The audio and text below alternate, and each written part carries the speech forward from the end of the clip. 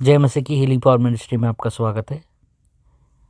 आज हम उत्पत्ति ग्रंथ का 6वां अध्याय के बारे में बात करेंगे, लेकिन उससे पहले छोटी सी दुआ करते हैं। परमेश्वर धन्यवाद देते हैं, पवित्र आत्मा के द्वारा आज हमें अगुवाई दीजिए, हमें चलाइए। पिता यीशु मसीह के नाम से हम प्रार्थना करते हैं कि प्रभु जितने जन आज बीमार हैं उन सबों को चंगाई दीजिए। पिता यीशु मसीह के नाम से मांगते सुनिए, ग्रहण कीजिए, आमीन। उत्पत्ति ग्रंथ का 6वां अध्याय में हम हैं और उत्पत्ति ग्रंथ का 6वां अध्याय का 1 से लेकर 4 वचनों को हम देखते हैं। उत्पत्ति 6 का 1 से 4। फिर जब मनुष्य भूमि के ऊपर बहुत बढ़ने लगे और उनके बेटियां उत्पन्न हुई 2, तब परमेश्वर के पुत्रों ने मनुष्य की पुत्रियों को देखा कि वे सुंदर हैं, सो उन्होंने जिस जिसको चाहा उनसे ब्याह कर लिया। 3 और यहोवा ने कहा, मेरा आत्मा मनुष्य से सदा लो विवाद करता न रहेगा, क्योंकि मनुष्य भी शरीर ही है, उसकी आयु 120 वर्ष की होगी। 4 उन दिनों में पृथ्वी पर दानव रहते थे, और इसके पश्चात जब परमेश्वर के पुत्र मनुष्य की पुत्रियों के पास गए तब उनके द्वारा जो संतान उत्पन्न हुए वे पुत्र शूरवीर होते थे, जिनकी कीर्ति प्राचीन काल से प्रचलित है। दुष्ट आत्माएं जो स्वर्ग से गिरी हुई हैं, जो शैतान के साथ बगावत की हैं,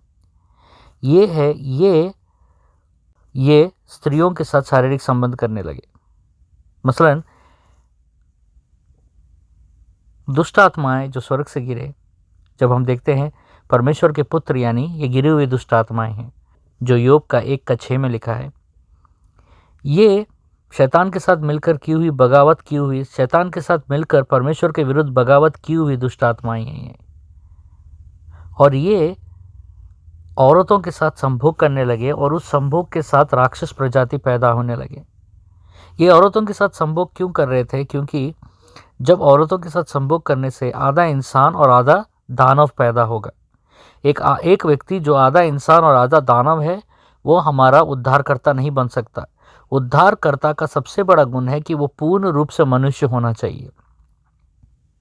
और शैतान क्या कर रहा था कि पूरे प्रजातियों को बिगाड़ रहा था। वो औरतों के साथ, उसके दुष्ट आत्मा औरतों के साथ संभोग कर आधा मानव और आधा दानव को पैदा कर रहे थे। मतलब एक ही में आधा मानव और आधा दानव थे।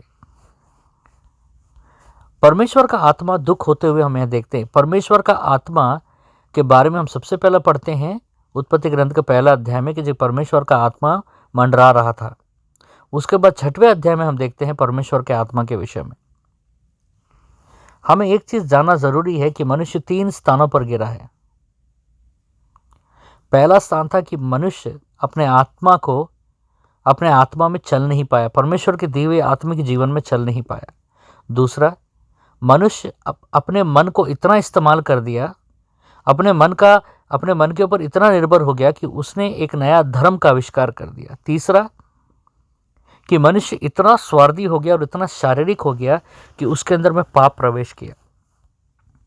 जब ये गिरी हुई आत्माएं औरत के साथ संभोग करने लगे तो नेफिलियम का जन्म हुआ। नेफिलियम का मतलब है गिरे हुए इंसान या गिरे हुए दानव। हम उत्पत्ति ग्रंथ का 6वें अध्याय का 5 से लेकर 7 वचनों को हम देखते हैं।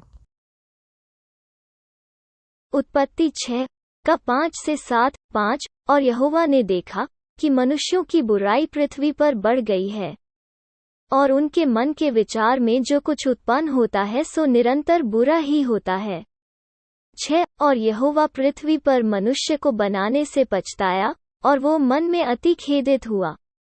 7 तब यहोवा ने सोचा कि मैं मनुष्य को जिसकी मैंने सृष्टि की है पृथ्वी के ऊपर से मिटा दूंगा, क्या मनुष्य, क्या पशु, क्या रेंगने वाले जंतु, क्या आकाश के पक्षी, सबको मिटा दूंगा, क्योंकि मैं उनके बनाने से पछताता हूँ। परमेश्वर क्रोध करने में बहुत धीरज है।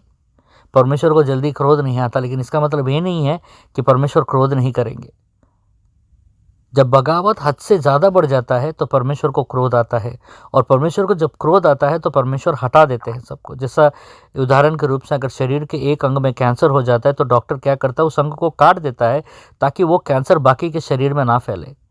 प्रभु यीशु मसीह का आगमन का तैयारी हो रहा था इस संसार में, तो परमेश्वर जितना हो सके उतने कैंसर को हटा रहे थे, पाप रूपी कैंसर को हटा रहे थे। मनुष्य का जो संकल्प था, मनुष्य के संकल्प में इतना बुरा होने लगा कि मनुष्य पूरे तरीके से परमेश्वर के विरुद्ध हो गया, और इस बात को लेकर परमेश्वर को बहुत चिंता हुआ।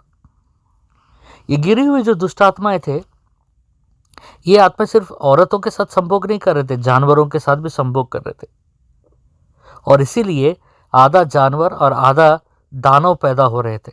हम कई सारे ग्रंथों में हम पढ़ते हैं और वो सच है। उत्पत्ति ग्रंथ का 6वें अध्याय का 8 से लेकर 10 वचनों में हम देखते हैं। उत्पत्ति 6 का 8 से 10, 8। परंतु यहोवा के अनुग्रह की दृष्टि नूह पर बनी रही।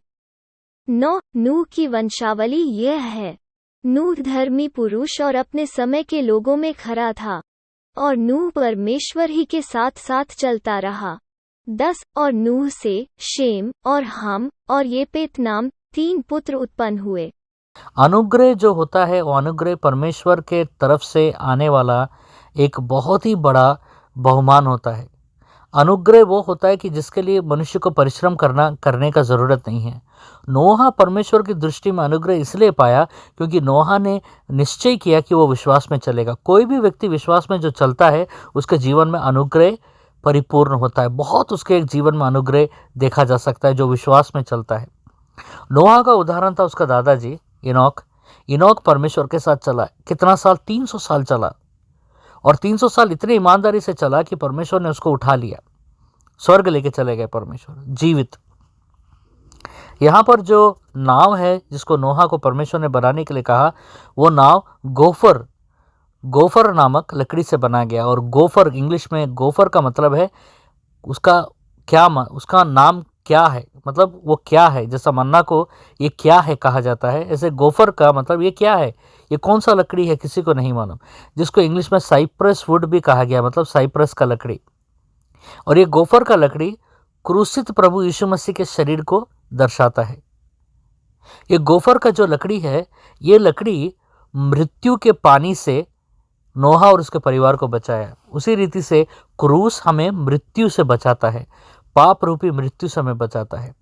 ये जो लकड़ी है, उसके ऊपर और बाहर और इसके अंदर की तरफ में एक परत डाला गया, और इस परत को ये परत दर्शाता है प्रभु यीशु मसीह के लहू को।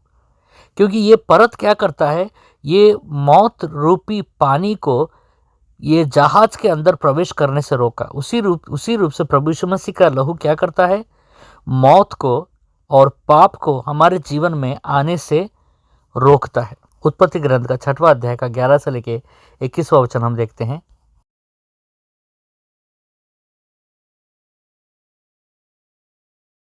उत्पत्ति 6 का 11 से 22। 11 उस समय पृथ्वी परमेश्वर की दृष्टि में बिगड़ गई थी और उपद्रव से भर गई थी।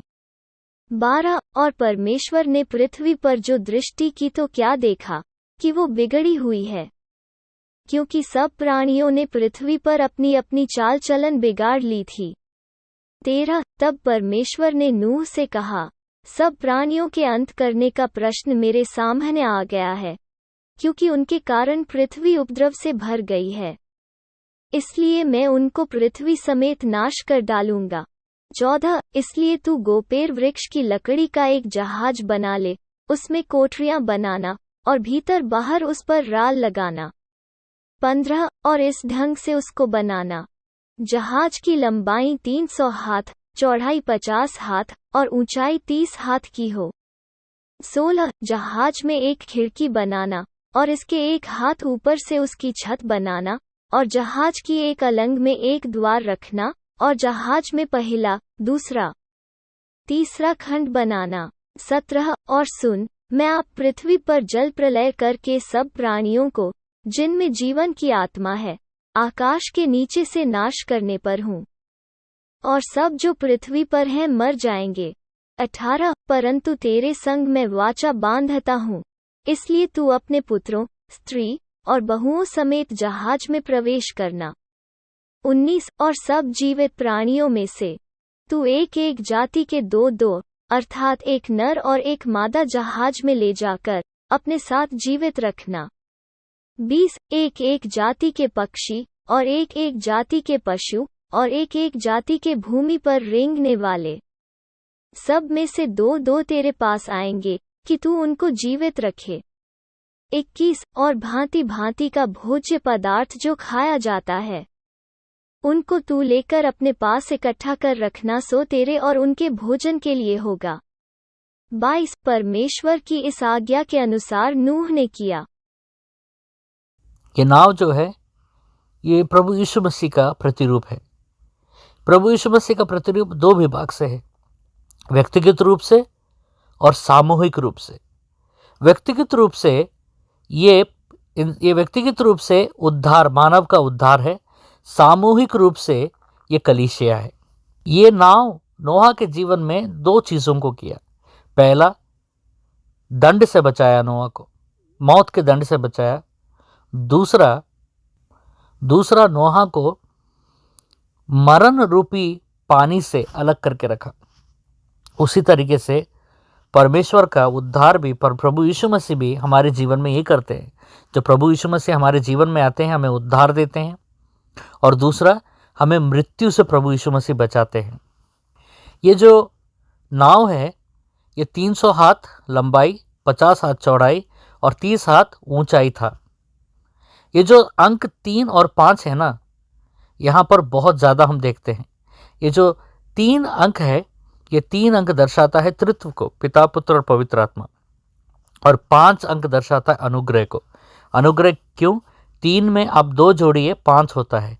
3 यानी इंसान का अंक भी होता है, इंसान जो आत्मा, शरीर और प्राण से बना है। और दूसरा अंक, पहला अंक आता है पिता, दूसरा अंक यीशु, और तीसरा अंक आता है पवित्र आत्मा। और दूसरा अंक यानी यीशु मसीह जब तीसरे अंक से जुड़ते हैं, मतलब 2 + 3 5 होता है। दूसरा अंक यानी यीशु मसीह, तीसरा अंक यानी इंसान से जब जुड़ते हैं तो इंसान को उद्धार आता है। और उद्धार कैसा आता है? अनुग्रह से। इसीलिए 3 और 2 को जोड़ने से 5 आता है, और 5वां अंक अनुग्रह को दर्शाया जाता है। ये जो 3 और 5 अंक है, इसको 10 से गुना किया गया है, मतलब मल्टीप्लाई किया गया है। और 3 × 100 को करने से 300, 5 × 10 को करने से 50। ये जो लंबाई है ये 300 हाथ का है, ये चौड़ाई 50 हाथ का है, और ऊंचाई 30 हाथ का है। इसमें 10 और 100 अंकिया को जोड़ा गया। ये जो 10 अंकिया है ये संपूर्णता को दर्शाता है। ये 10 अंकिया जो है संपूर्णता को दर्शाता है, और 100 अंकिया जो है वो परिपूर्णता को दर्शाता है।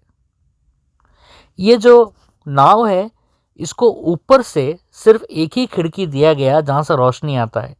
ये दर्शाया जाता है कि कलीसिया को दर्शाया जाता है। जो खिड़की इसलिए दिया गया ताकि उजियाला आ सके, और उजियाला को हिब्रू में नून कहा गया है, नून। और ये उजियाला जो है कलीसिया को दर्शाया जाता है, क्योंकि कलीसिया में एक ही खिड़की होता है। प्रकाश सिर्फ एक ही खिड़की से आता है, और दर्शन भी एक ही खिड़की से आता है, क्योंकि प्रकाश जो होता है, दर्शन जो होता है, वो स्वर्ग से आता है। इसलिए ये खिड़की प्रकाश और दर्शन को दर्शाता है, कलीसिया के प्रकाश और दर्शन को दर्शाता है। इतने बड़े जहाज में सिर्फ द्वार एक ही है, और ये द्वार दर्शाया जाता है प्रभु यीशु मसीह को। ये जो जहाज है, इसके तीन हिस्से हैं। सबसे जो निचला हिस्सा है, वो निचला हिस्सा दर्शाया जाता है पवित्र आत्मा को, क्योंकि पवित्र आत्मा हमें यीशु मसीह से मिलाता है। उसके ऊपर का जो हिस्सा है, उसके ऊपर का जो स्तर है, वो ऊपर का, मतलब 3 तल्ले हैं इसमें। ऊपर का जो तल्ला है, इसके ऊपर वाले तल्ला जो है वो दर्शाता है वचन को, और वचन क्या करता है? निर्माण करता है हमारे जीवन में। उसके बाद उसके ऊपर वाले तल्ले, 3 तल्ला है, उसका ऊपर वाला तल्ला दर्शाता है पवित्र लहू, प्रभु यीशु मसीह के पवित्र लहू को। क्योंकि मसीह के जीवन में ये 3 चीज़ें हमारा गवाही है। 3, जैसा हम 1 यूहन्ना 5 का 7 से लेकर 8 में हम पढ़ते हैं कि ये 3 चीज़ें गवाही देते हैं हमें। कौन सा? पवित्र आत्मा, प्रभु का वचन और यीशु मसीह का लहू। अगले सेशन में फिर मिलते हैं। प्रभु आप सबको आशीष दे।